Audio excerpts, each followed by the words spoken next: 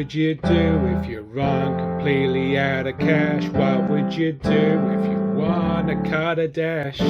Polish up the shoes, throw on something fine. We don't talk about diesels, I'm running on style this time. Cruising down the boulevard, wheels gleam in the night. Beige leather interior, looking chic alright. Money's a little tight, but I'm feeling brand new. Living large tonight, no budget reviews. Blues! What do you mean I'm not getting paid for this?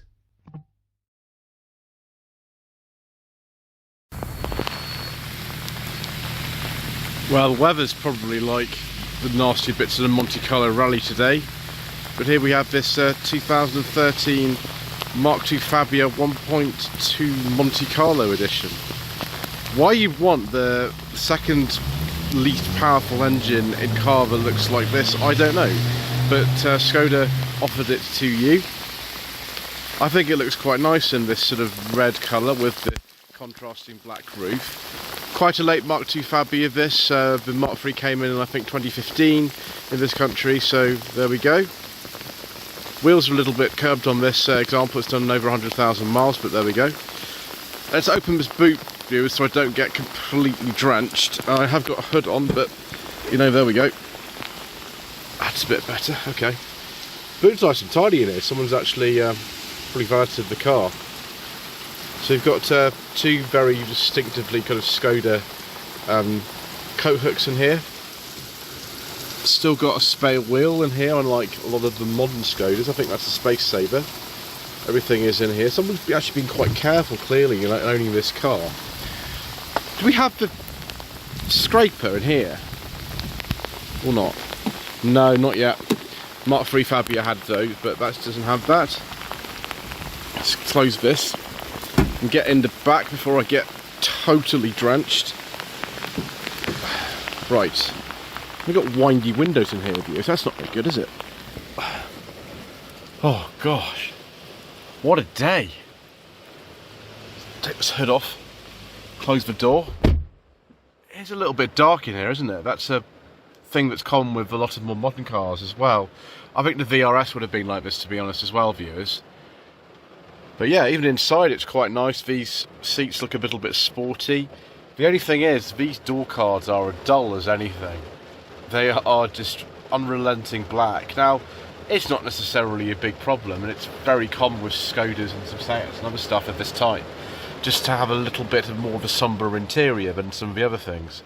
But, you know, there we go. So yeah, we've got that nice steering wheel in there.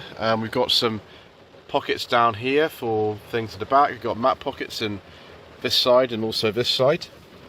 You can see it's a little bit on the dull side with all this sort of being fundamentally black and everything's hard, apart from this little bit of trim here.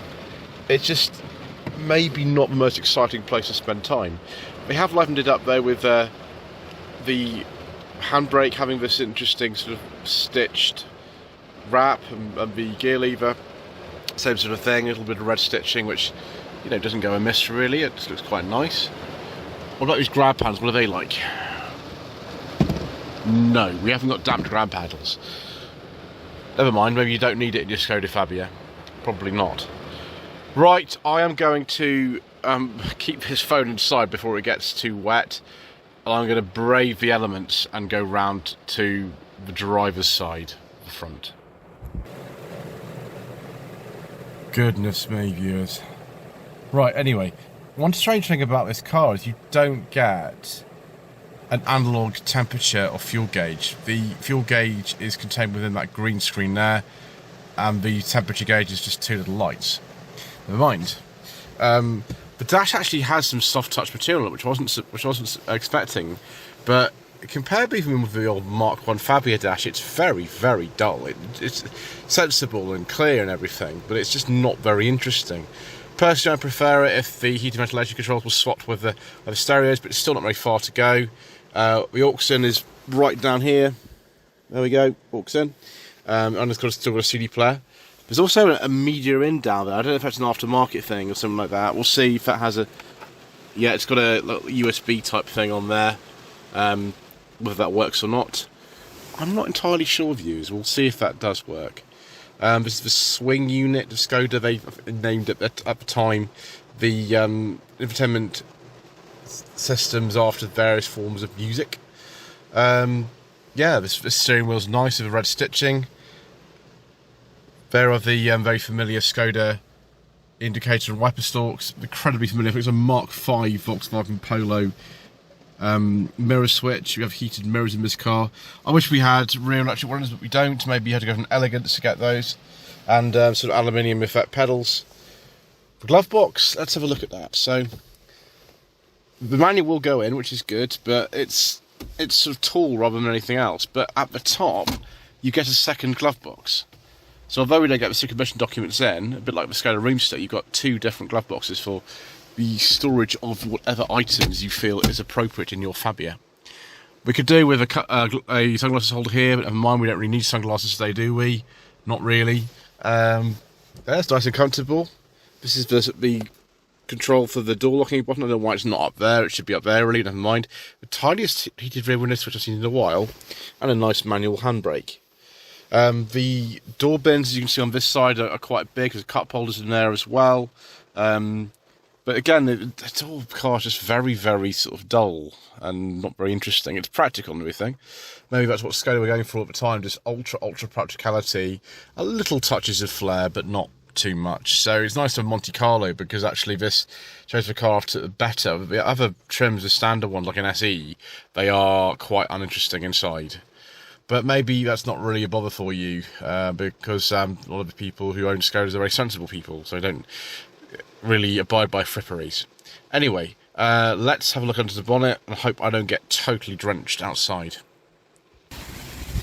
So, tiny little 1.2 engine in this car, 3 cylinders, generating 68 horsepower. There were two different 68 horsepower engines in this car. This is the later one. I can't remember what the difference between them is. I think this is a 12 valve, the other one was a 6 valve or something like that. This has actually got twin overhead cams, but don't expect much in the way of performance. I think 0 to 60 is about 14 seconds in this or something like that. Generally not too bad to work on. This is a chain driven engine. The chains in the 1.2 turbo models and also the 1.4 turbo charged model are quite problematic. This one I think is a lot more reliable. There are cam belt engines. There's a 1.4 non-turbo, 1.6 non-turbo with a cam belt. These are chain engines from what I actually remember. So yeah, nice and small, nice and economical. There's the Volkswagen Group coolant reservoir. It's been around since the dawn of time. Gosh, there's loads of space in here for much larger units than this 1.2. But there we go, a lot of show in this Monte Carlo model, but not necessarily a lot of go. Is that the case? Let's find out, shall we?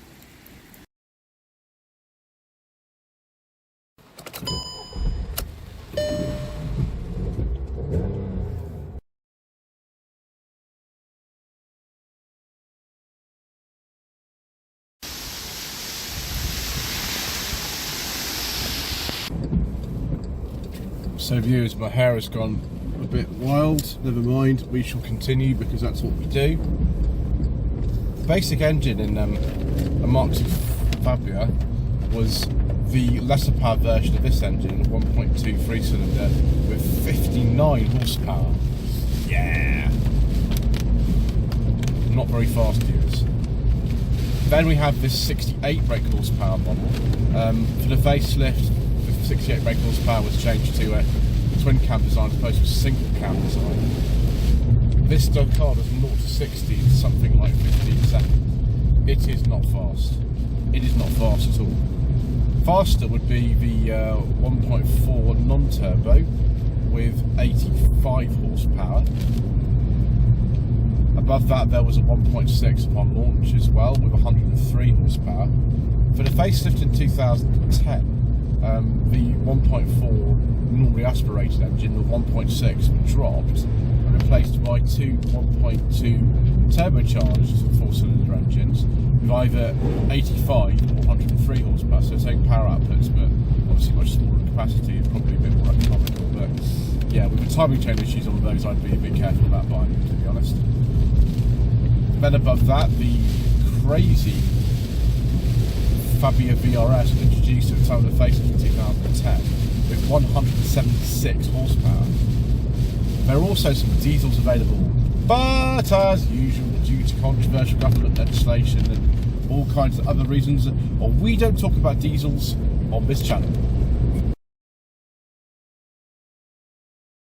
We do talk about is the pleasant way that this car drives. Now, it's not very powerful, it's not very fast, but it's actually pretty agreeable. This car's done, I think, over 100,000 miles. It feels fine. It feels pretty good.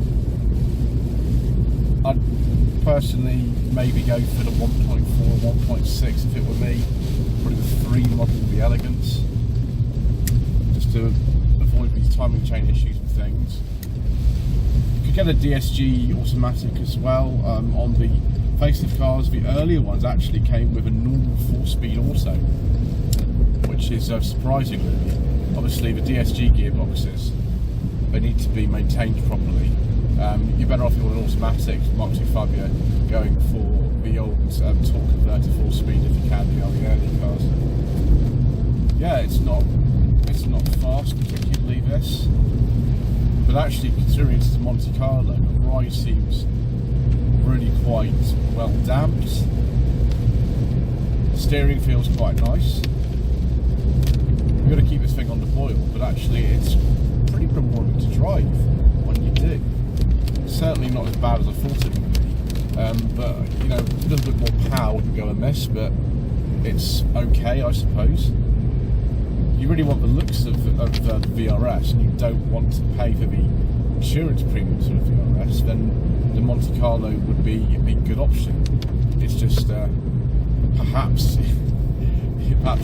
this 68 brake horsepower version is not for everyone.